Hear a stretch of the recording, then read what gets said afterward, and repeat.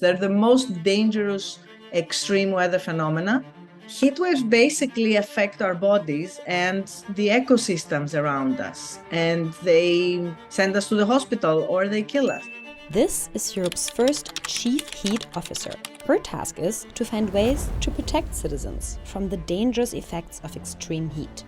As the climate warms and the frequency of heat waves dramatically increases, cities are appointing people like her to limit the dangers. We talked to 3 of them to find out how we can best deal with this new normal.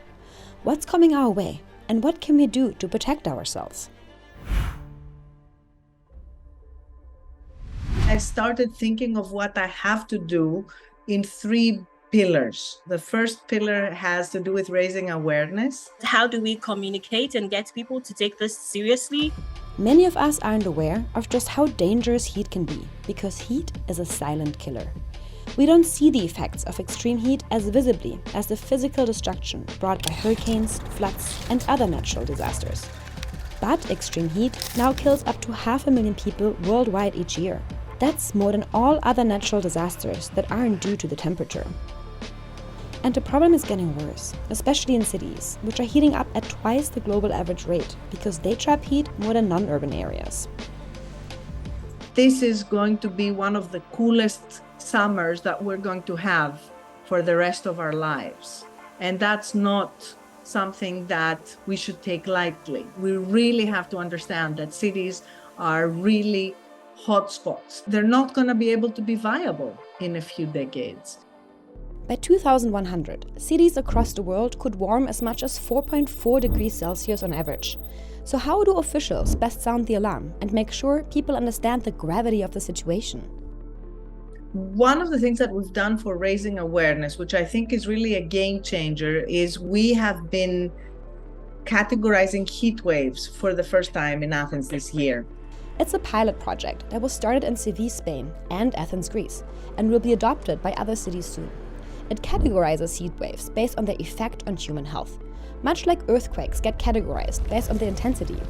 The idea is to help people prepare and respond better. And that's not all. Heat waves will also be named in the future. Just like Hurricane Katrina immediately evokes these images in your head and makes it easier to remember the disaster, so may Heatwave Zoe, the world's first ever heat event to officially be named in Seville at the end of July.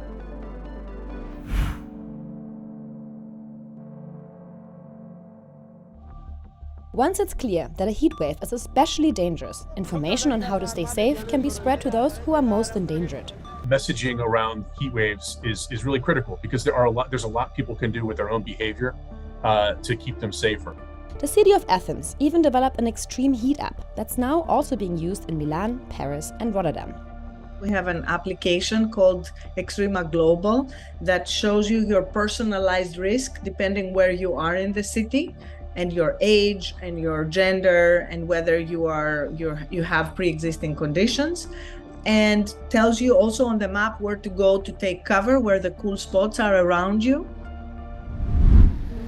In a similar effort, Africa's first heat officer is currently creating a heat map for the city of Freetown. What we're trying to do is to understand where are the hot spots, where are the urban heat islands, to better plan and prioritize resources. Resources in Sierra Leone are limited, so Eugenia Carbo wants to focus on helping the most vulnerable people first. That includes female vendors who are exposed to the sun all day when selling their produce in uncovered markets without any shade. So what we've done is to work together with those women and design a project which we call the Market Shade Cover Project. Basically, we use a material that is heat reflective, that doesn't absorb the heat, to provide a shade cover for the women. The project will be implemented and launched within the next few months.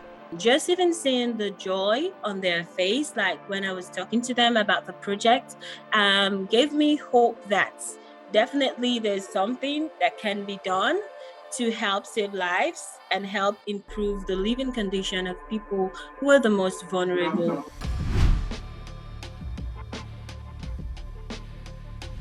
On a larger scale, the design of entire cities can evolve to beat the heat.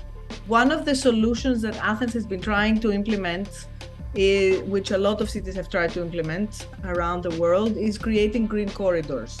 And we have finalized the designs of 3 green corridors in Athens.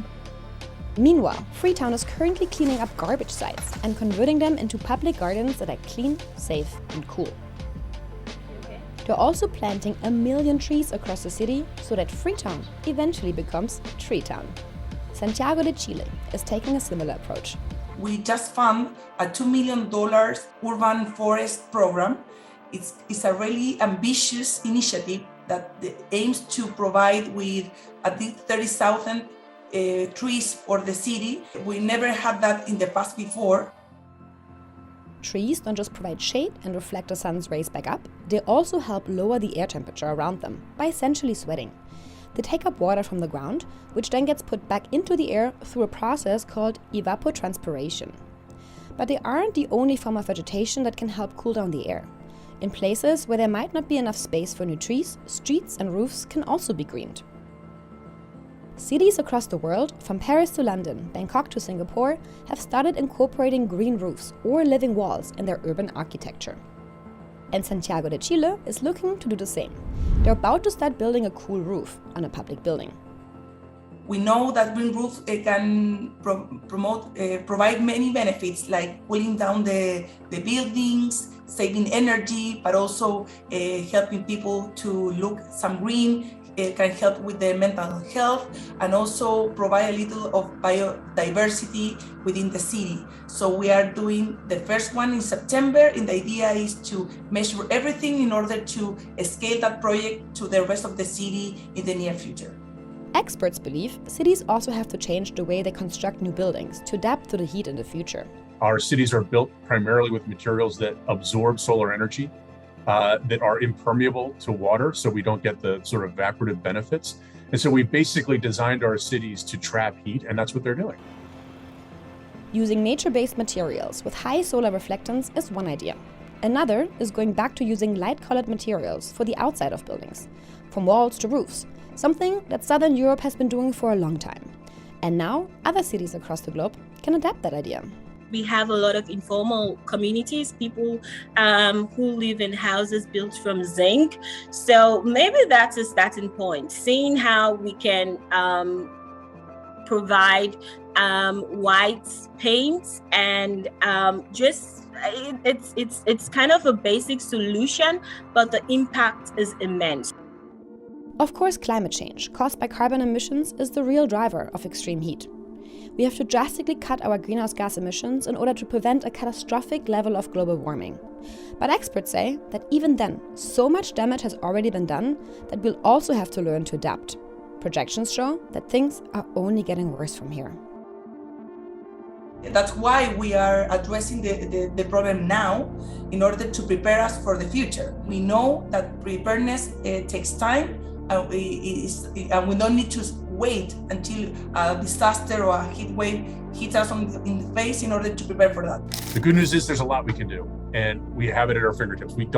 This is less an innovation problem and more of an adoption problem. And that means we can do something quickly about it if we put our minds to it.